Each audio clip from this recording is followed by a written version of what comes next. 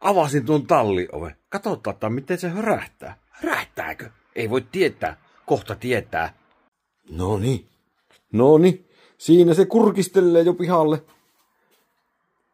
Pian minä käännän virta-avaimesta ja katon mitä tapahtuu. Nyt on jännät paikat. Virrat on päällä. Kone on vapaalla ja starttinappi on tuossa.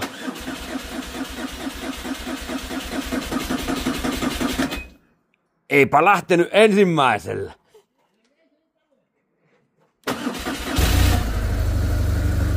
Toisellapa jo hörähti. Sehän toisella hörähti. Eikä edes savvuuta. Ei se auto korota rippi ajokamoja päälle. Se on kausi korkattu. Paikallisella apsilla pistetty 25 litraa tankkiin. Tähän asti kaikki on käynyt ja kukkunut, mutta jatkosta häinettävänä vanhojen kanssa koskattiin. Mutta katsotaan. Näin, sitä on päästy käymään K-kaupastakin hakkeen iltapalaleivät.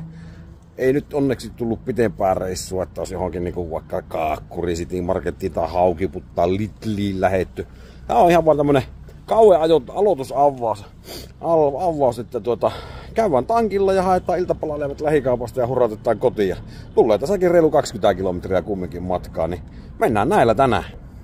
Ylikessun kanssakin kotiivuttiin tuolta kauppareissulta, saatiin leivät hajettua iltapalapöytään ja nopotti on tallissa. Kaikki toimi hienosti, jopa nuo surullisen kuuluisat integraali APS-kin toimi vielä ihan moitteetta, ei mitään ongelmaa.